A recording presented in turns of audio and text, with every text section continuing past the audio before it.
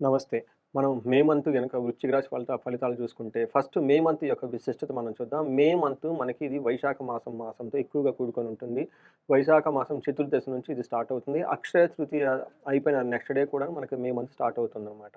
ఈ మంత్ వైశాఖ మాసం విష్ణుమూర్తికి అత్యంత ప్రీతికరమైన మాసం. ఈ మాసములో ఉదక దానం విష్ణు తుల్యాన్ని తీసుకొస్తుంది. విష్ణు సమత్వాన్ని, విష్ణులోక ప్రాప్తిని తీసుకొస్తుంది అని చెప్పేసి మనకి హ్మ్. శాస్త్రాల్లో వివరించబడింది. అంటే ఈ ప్రకారం గనక చూసుకుంటే ఉదకం నారాయణీయం అంటారు. అంటే మంచినీటిని దానం చేసిన ఉదకం అంటే నీరు. తర్వాత మంచినీటిని దానం చేస్తే ఈ టైంలో మనుషులకు కానివ్వండి, లేదంటే పశువులకు కానివ్వండి, జంతువులకు కానివ్వండి ఎంతో పుణ్యం వస్తుంది. తద్వారా ఈ మాసంలో చేసే యొక్క పుణ్య కర్మలు, దాన ధర్మాల వల్ల మనకి విష్ణులోకం ప్రాప్తిస్తుందని చెప్పేసి పురాణాల్లో వివరించడం జరిగింది. మనకి దీన్ని ఒక మంచి సదవకాశంగా తీసుకొని ఎలాంటి నక్షత్రం వాళ్ళైనా సరే, ఎలాంటి రాశి వాళ్ళైనా గానీ, మనం ఈజీగా నీటిని గనక దానం చేస్తే చాలా మంచిది. ఇంతకుముందు దీనికొక ప్రొసీజర్ ఉంటుంది. ఒక రాగి చెంబు తీసుకొని దానికి పసుపు, కుంకుమ పెట్టేసి దాని నిండా నీటిని నింపి, అందులో కొంచెం తేనె, కొంచెం ఒక యాలక్కాయ కానీ ఏసి, లేదంటే పచ్చకర్పూరం ఏసి, ఆ నీటిని తాగటానికి వేరే వాళ్ళకి దాహంగా ఉండటం గనక ఇస్తే, వీలైతే ఆ చెంబు పాత్ర అంటారు గదా! చెంబు అంటారు గదా! మనం దానితో పాటు దాన్ని దానం గనక వాళ్ళకి చేయగలిగితే చాలా పుణ్యం వస్తుంది. అది ఒక ప్రొసీజర్ మనకి ఇంతకుముందు పూర్వకాలంలో చేసేవాళ్ళు. అయితే వీటితో పాటు చలివేంద్రాలు కూడా ఏర్పాటు చేసేవాళ్ళు. కుండల్లో నీళ్లు పెట్టేసి వచ్చే పోయే వాళ్ళకి నీళ్లు ఇస్తూ ఉండేవాళ్ళు. అయితే ఈ మారిన కాలమాన పరిస్థితుల ప్రకారం అది కొన్నిసార్లు కుదురుతుంది, కుదరకపోవచ్చు కాబట్టి వీళ్ళకి ఆల్టర్‌నేటివ్‌గా మనం ఏం చేస్తామంటే ఈ మోడర్న్ టైమ్‌లో మీకు కార్‌లో వెళ్ళేటప్పుడు ఒక కేసు వాటర్ బాటిల్ పెట్టుకోండి. లేదంటే బైక్‌లో కొన్ని వాటర్ బాటిల్స్ పెట్టుకోండి. వెళ్ళేటప్పుడు దారిలో ఎవరైనా గనక ఒంటరిగా నడిచి వెళ్తున్నా, దాహంగా ఉన్నా గానీ ఎక్కడన్నా కూడల్లో ఆగేసి వాళ్ళకి ఆ బాటిల్ దానం చేసేసి ఎళ్తే ఎంతో పుణ్యం మీకొస్తుంది. ఇది మీరు ఒక సింపుల్‌గా ఒక బెస్ట్ రెమెడీ అని అనుకొని చక్కగా చేస్తే ఎంతో ఉన్నతమైన స్థితి మీకు కలుగుతుంది. అయితే మనకి వృశ్చిక రాశి వాళ్ళకి మే మంత్ గనక చూస్తే ఎలా ఉంటుందంటే, ఫస్ట్ ఇందులో ఉన్న నక్షత్రాలు గనక మనం చూసుకుంటే, ఇందులో విశాఖ 4 పాదం, అనురాధ 1, 2, 3, 4 పాదాలు, జ్యేష్ఠ 1, 2, 3, 4 పాదాలు ఇవంతా మనకి వృశ్చిక రాశిలో ఉంటాయి. పేరు బలం ప్రకారంగా మనం చూసుకుంటే తో, నా, నీ, ను, నే, నో, యా, ఈ, యు అన్న అక్షరాలంతా కూడా మనకి వృశ్చిక రాశిలో ఉంటాయి.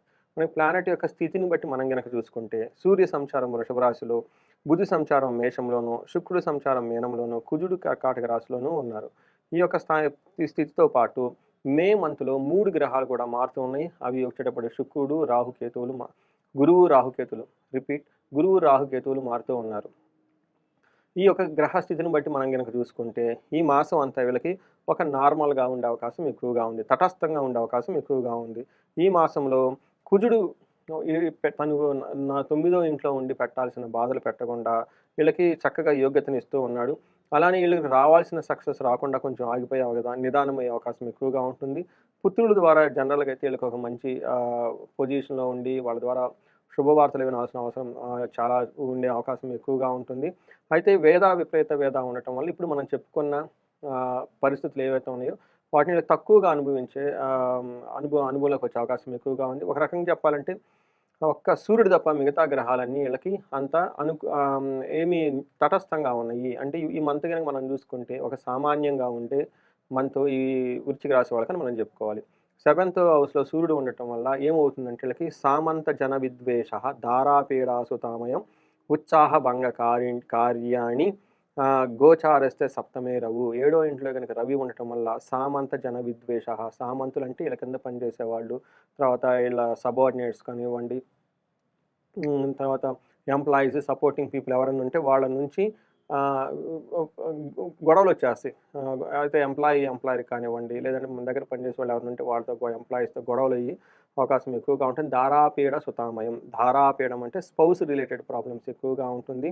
తర్వాత సుతామయం సంతానానికి కూడా అనారోగ్యం వచ్చే అవకాశం ఎక్కువగా ఉంది. అంతేకాకుండా ఉత్సాహ భంగకారిణి. ఈ మంత్‌లో మీరేదైనా గనక పని చేస్తుంటే వేరే వాళ్ళు మీ యొక్క ఉత్సాహాన్ని నిరుత్సాహం కారే విధంగా ఆటంకాలు పెట్టేసి ఆపేస్తూ ఉంటారు. అంటే ఒక రకంగా గనక మనం చూసుకుంటూ ఉంటే ఈళ్ళకి ఆటంకాలుంటాయి. మిమ్మల్ని నిరుత్సాహపరిచే వాళ్ళు ఉంటారే కానీ ఓవరాల్‌గా ఈ మంత్ అంతా ఈళ్ళకి చాలా బాగుంటుందని మనం చెప్పుకోవాలి. కుజుడు ఈళ్ళకి 9దో ఇంట్లో ఉండి ఓవరాల్‌గా గనక చూసుకుంటే ఒక మంచినే చేస్తూ ఉన్నాడు. విపరీత వేద ఉండటం వల్ల ప్రయాణాలు లాంటివి ఏమైనా జరిగినా గానీ చక్కగా అనుకూలంగా ఉంటాయి. మిమ్మల్ని ఎవరైనా గనక అవమానించాలి అనుకుంటే వాళ్ళ చేసే ప్రయత్నాలన్నీ ఫెయిల్ అవుతూ ఉంటాయన్నమాట. 12వ ఇంట్లో ఉండటం వల్ల కొంచెం హెల్త్ కాంప్లికేషన్స్, హెల్త్ రిలేటెడ్ ఖర్చులు ఎక్కువ ఉండే అవకాశం ఎక్కువగా ఉంది. నాలుగో ఇంట్లో ఉండటం వల్ల బంధువులకి, మిత్రులకి మధ్య మీకు గొడవలయ్యే అవకాశం ఎక్కువగా ఉంటుంది. ఆరోగ్యం ప్రకారంగా కొంచెం చూసుకుంటే జాగ్రత్తగా ఉండాలి. శుక్రుడు గనక చూసుకుంటే వీళ్ళకి బాగా చక్కగా యోగ్యతనిస్తున్నాడు. ఐదో ఇంట్లో శుక్రుడు వీళ్ళకి విపరీతమైన యోగ్యతను తీసుకొనొస్తున్నారు. ఇది ఏ విధంగా అంటే దాసీభృత్య జనలాభః నిత్యం మృష్టాన్న భోజనం ధనధాన్యభీష్టార్థః పంచమస్తేద్ భవేత్ భృగౌ అంటే భృగుడు అంటే శుక్రుడు గనక ఐదో ఇంట్లో ఉండటం వల్ల దాసీభృత్య జనాధికం ధనలాభః. ఇందాక మనం ఏం చెప్పుకున్నాము, ఎంప్లాయీకి వీళ్ళకి మనకి పని కింద పనిచేసేటప్పుడు ఉన్న సబార్డినేట్స్ కానివ్వండి, ఎంప్లాయీస్ కానివ్వండి, లేదంటే ఇంట్లో ఉన్న మెయిడ్స్ కానివ్వండి, వీళ్ళకి సపోర్ట్ ఇచ్చేవాళ్ళంతా వీళ్ళకి సపోర్ట్ ఇవ్వకుండా ఆపుతారు అని మనం చెప్పుకున్నాం. కానీ ఇక శుక్రుడు వచ్చేటప్పటికి అలా ఉన్నా గాని మళ్ళా వచ్చి శుక్రుడు వచ్చేసి ముందుకు తీసుకెళ్తూ ఉంటాడు. వాళ్ళతో వీళ్ళ కింద ఉన్న పరివారం అని చెప్తారు కదండీ! ఎంప్లాయీస్ ఆర్ సబార్డినేట్స్ వీళ్ళకి మంచిగా చక్కగా సత్సంబంధాలు మెయింటైన్ చేస్తారు. ప్రతిదినము మంచి చక్కటి భోజనం చేస్తుంటారు. ధనధాన్యంలో ఎంతో వృద్ధి ఉంటుంది. ఇష్టార్థ లాభం ఏదైనా గనక పని చేసి ఇష్టంగా చేస్తే అందులో లాభం ఉండి టోటల్‌గా సుఖంగా ఉండే అవకాశం ఎక్కువగా ఉంటుంది.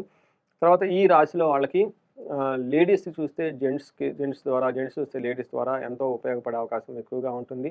ఒకళ్ళ నుంచి ఒకళ్ళకి సత్సంబంధాలు ఉండి మంచి లాభప్రదంగా ఉండే అవకాశం ఎక్కువగా ఉంటుంది.